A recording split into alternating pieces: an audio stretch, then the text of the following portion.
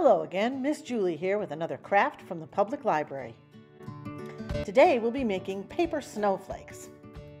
I've made a lot of paper snowflakes over the years and they are a lot of fun to make. If you're like me, when you were a kid, your teacher handed you a wad of folded up paper and told you to cut a bunch of wedges out of it with a little pair of kid scissors.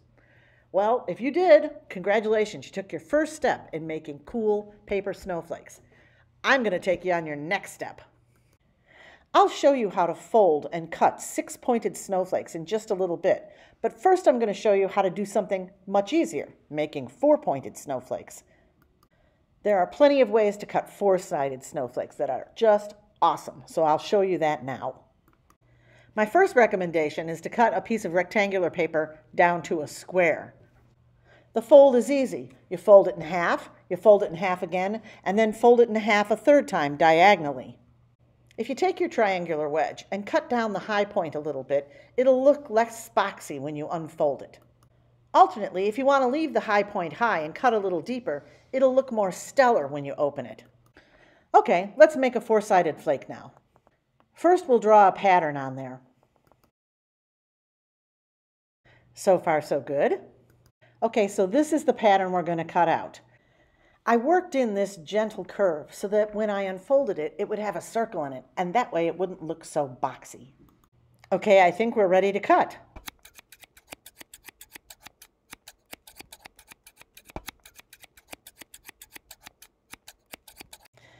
And now my favorite part, the unfolding. The pink lines show the wedge we started out with. See how cool that works out?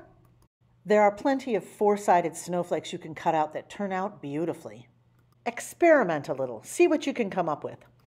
With this one, I thought I'd put something that looked a little like a candle in it. This one is the 6-sided version with the candle in it. So after you get the hang of 4-sided flakes, you can do 6-sided flakes. To make a 6-sided flake, you have to fold your paper in half and then into thirds, and that can be confusing with all sorts of points and angles sticking out all over. So I recommend that you take your piece of paper and you draw a circle on it and cut that out first, and then begin to fold for 6 sides. I'll show you with a protractor how to get that tricky 1/3 fold right. That tricky fold should be 60 degrees. You could just eyeball it too, it's not that hard. But after you do that, you can make yourself a nice little wedge and use it as a template from then on. When you make that fold, it should be about even on each half of that line. As I said, I make a lot of snowflakes over the years, so I always save one that I've got folded correctly to use as a template. Just to make sure I got that 1/3, 1/3, 1/3 thing down pat. Then I flip it over and I fold it again. And then you fold it in half yet again. You end up with a wedge that looks like this. If you make a cut like this, you'll end up with a hexagon when you're done. And after all, snowflakes are supposed to be hexagons because that's the way water molecules crystallize. If you make a cut like this with a bend in it, you'll end up with 6 primary points and 6 secondary points. Okay, let's try this 6-sided flake. I think this pattern is going to look very flower-like when it's done. It's got this big petal shape here and a little petal shape at the bottom. The biggest open spot is right here on the petal, and it's got these diagonal lines on the side that'll make a nice chevron lattice holding it from side to side. Anytime you make a snowflake pattern, make sure that it's attached from its farthest point to the center or near the center, and also from side to side. Okay, let's get cutting.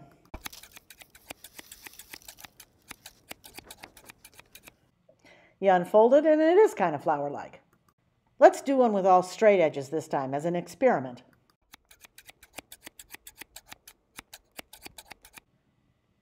There you have it, little boxes. I like to experiment with shapes. This one's got arrows in it at the high point and in the middle. Then I threw in some curves too.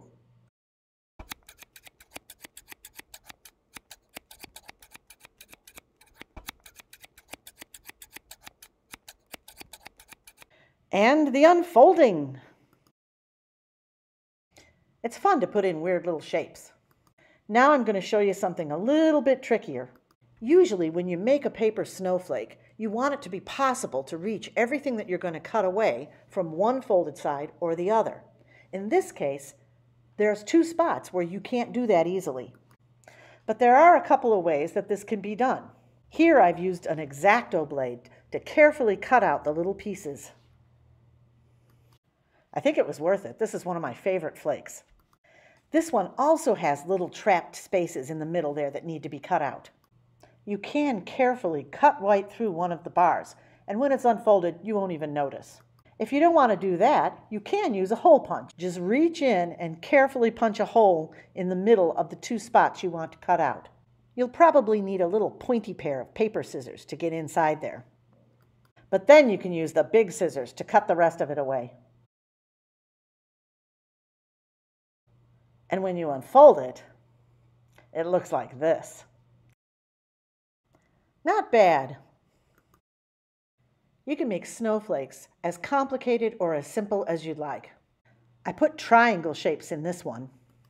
This one I thought it looked like an Egyptian cartouche. This one's supposed to have like little trilobites.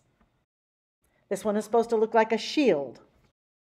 I thought this one looked very, very snowflake-ish. This one has hearts in it, as does this one. I thought this one looked kind of architectural. This one had stars. Here's another one that looks more like a real snowflake. This is one of my favorites. As I make flakes, I like to press them between the pages of a book to flatten them out. This dictionary has little scooped wedges cut out of it. I put the flakes there and it makes them very easy to find later. Now that you can do that, you can do anything. I put butterflies in this one. I put skeletons into these. How about that? Very Nightmare Before Christmas. Before I cut you loose on the crazy kirigami world, let me show you just a couple more little tricks. Sometimes for friends, I like to put their name on a snowflake. I have a friend named Deepti. First, I cut out those little pesky holes in the middle of the letters. Then I did some regular cutting and cut out the rest of it. This is what it looks like unfolded. Can you see her name in it? I cut these tiny little flakes out of airmail paper. I decided one year to try putting glitter and glue on them. It made them stiff. It worked pretty well. I lay them on wax paper to put the glue and glitter on them. You don't have to do that, but you can hang them from the ceiling if you do. If you haven't done so yet, it's time to get yourself a stack of paper and scissors and start cutting. Let it snow, let it snow, let it snow. Thanks for joining us, and I hope you come back for more crafts and stories from the public library.